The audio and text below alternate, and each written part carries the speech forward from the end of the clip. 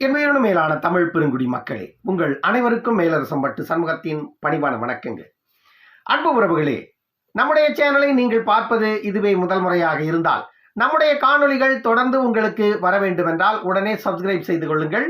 நம்முடைய காணொளி பற்றின உங்களுடைய மேலான கருத்துக்களை கருத்துரை பகுதியிலே தவறாமல் பதிவு செய்யுங்கள். அன்பு உறவுகளே, வாருங்கள் இப்பொழுது காணொளிக்குள்ளே செல்லுவோம். விசிக படாத பாடுபட்டு 2 தொகுதிகளை திமுகவிடமிருந்து பெற்றும் அந்த 2 தொகுதிகளையும் தோற்கப் போகிறது விசிக என்பதை சிலர் வெளியிட்ட கருத்து கணிப்புகளை கேட்டு திருமாவளவன் அவர்கள் அதிர்ச்சி அடைந்திருக்கிறாராம். ஏற்கனவே 2019 நாடாளுமன்ற தேர்தலில் வெற்றி பெற்ற திருமாவளவன் அவர்கள் பெற்ற வாக்கு வித்தியாசம் என்பது 3128 வாக்குகள். 3128 வாக்குகள் வித்தியாசத்துல தான் திருமாவளவன் சிதம்பரம் தொகுதியில் வெற்றி பெற்றார், பானை சின்னத்தில் நின்று. அதுவும் அந்த வெற்றியை அறிவிப்பதற்கு நள்ளிரவு வரை இழுத்து கொண்டு சென்றது வாக்கு எண்ணிக்கை. ஏனென்றால் தொடர்ந்து இழுபறியில் சென்ற அந்த வாக்கு எண்ணிக்கை கடைசியில் 3128 வாக்குகள் வித்தியாசத்தில் சிதம்பரம் தொகுதியில் திருமாவளவன் அவர்கள் வெற்றி பெற்றதாக நள்ளிரவில் அறிவிக்கப்பட்டது. எப்படியோ அதிமுகவிற்கும் திருமாவளவன் அவர்களுக்கும் நடந்த ஒரு அண்டர்ஸ்டாண்டிங்ல திருமாவளவன் அவர்கள் வெற்றி பெற்றதாக அறிவிப்பு வெளியிட்டதாக அந்த நேரத்தில் பெரும் பரபரப்பாக பேசப்பட்டது. இதெல்லாம் பொய் இல்லைங்க, கள நிலவரம். ஏற்கனவே 2019 நடந்த கள நிலவரம். இப்போதைய நிலவரம் என்ன அப்படின்னு பார்த்தா, 2019 தேர்தல் வேறு, 2021 நடந்த சட்டமன்ற தேர்தல் வேறு, 2024 நடக்க போகின்ற பாராளுமன்ற தேர்தல் வேறு.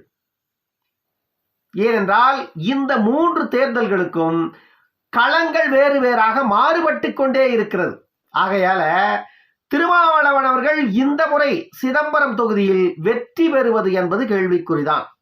அதே போல எப்படி திருமாவளவன் அவர்கள் வெற்றி பெற முடியாது என்று உங்களால் சொல்ல முடிகிறது அப்படின்னா, இந்த முறை சிதம்பரம் தொகுதியில் பாட்டாளி மக்கள் கட்சி போட்டியிடுவது என்பது உறுதி செய்யப்பட்டிருப்பதாகவே பாமக வட்டாரத்தில் இருந்து வருகின்ற தகவல் நமக்கு கிடைக்கிறது. ஏனென்றால் ஏற்கனவே சிதம்பரம் தொகுதியில் 3 முறை வெற்றி பெற்ற பாமக 4வது முறையாக வெற்றி பெறுவதற்கான வாய்ப்பை தேடி இருக்கிறது. அதில் பிரகாசமான வாய்ப்பு பாமகவுக்கு இந்த முறை இருக்கிறது.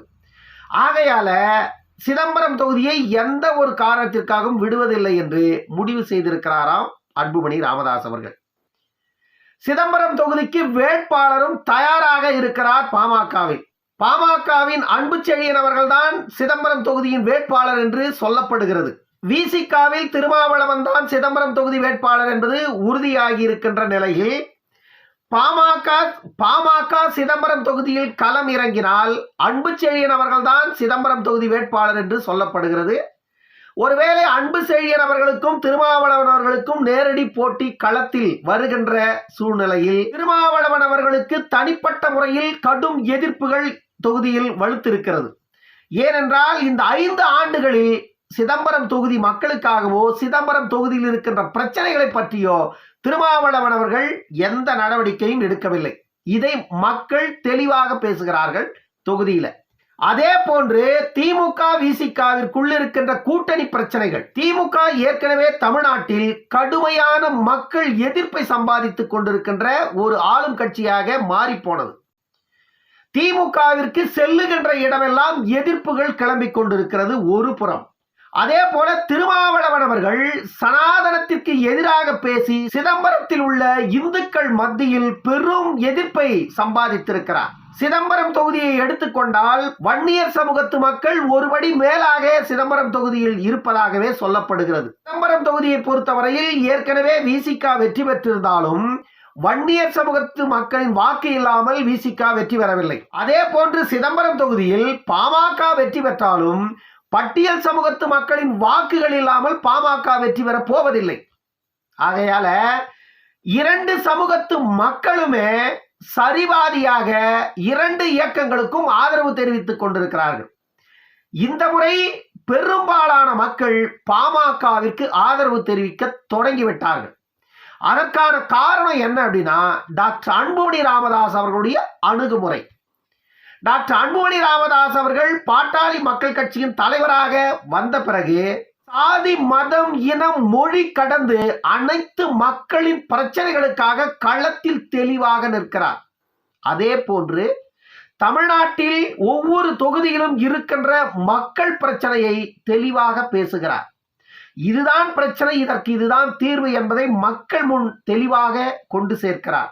இப்படிப்பட்ட ஒரு தலைவன் தான் தமிழ்நாட்டின் ஆட்சி அதிகாரத்திற்கு வர வேண்டும் என்று மக்கள் விரும்புகிறார்கள். அதுவும் பொதுவாக வன்னியர் சமூகத்து மக்கள் பெரும்பாலாக இருக்கின்ற இடங்கள் கடலூர், சிதம்பரம், விழுப்புரம் போன்ற மாவட்டங்கள் எல்லாம் அன்புமணி ராமதாஸ் அவர்கள் தலைவராக வந்த பிறகு பெருமளவில் பாட்டாளி மக்கள் கட்சி எழுச்சி பெற்றிருக்கிறது. ஆகையால இந்த முறை சிதம்பரம், கடலூர், விழுப்புரம் இந்த தொகுதிகளில் பாட்டாளி மக்கள் கட்சிக்கு தோல்வி என்பதே கிடையாது. இந்த 3 தொகுதிகளிலும் பாட்டாளி மக்கள் கட்சி நேரடியாக களத்தில் இறங்கப் போகிறது. 3 தொகுதிகளையும் பாமக தான் வெல்லப் போகிறது. விசிக நின்றாலும் சரி, திமுக நின்றாலும் சரி, எதிரிலே யார் நின்றாலும் அன்புமணி ராமதாஸ் அவர்கள் தேர்தல் பிரச்சாரம் செய்தால் போதும், பாட்டாளி மக்கள் கட்சி 100 விழுக்காடு இந்த தொகுதிகளில் வெற்றி பெற்றுவிடும். அந்த ஒரு நிலை அந்த தொகுதி மக்களிடம் இருக்கிறது. ஆகையால சிதம்பரத்தில் விசிக தோற்பது உறுதி. அதே போன்று விழுப்புரத்தில் பல பிரச்சனைகள் இருக்கிறது. விழுப்புரத்திலும் ரவிக்குமாரே மீண்டும் நின்றாலும் அல்லது மாற்று வேட்பாளரை விழுப்புரத்தில் நிற்க வைத்தாலும் விழுப்புரம் தொகுதியில் நிற்கப் போகின்ற வேட்பாளர் யார் என்பதை நான் இன்னொரு காணொலியில் சொல்லுகிறேன். அந்த விழுப்புரம் தொகுதியிலும் பாமக 100 விழுக்காடு வெல்லும். இந்த முறை விசிக 2 தொகுதியையும் தோற்கும். திருமாவளவனின் கணக்கு வேறு, கள நிலவரம் வேறு. இதை புரிந்து கொள்ளாத திருமாவளவன் அவர்கள் திமுக விரித்த சூழ்ச்சி வலையில் விழுந்து விட்டார். இன்னொரு காணொலியில் சந்திக்கும் வரை உங்களிடமிருந்து விடைபெற்றுக் கொள்வது மேலரசம்பட்டு சண்முகம். நன்றி, வணக்கம் அன்பு உறவுகளே.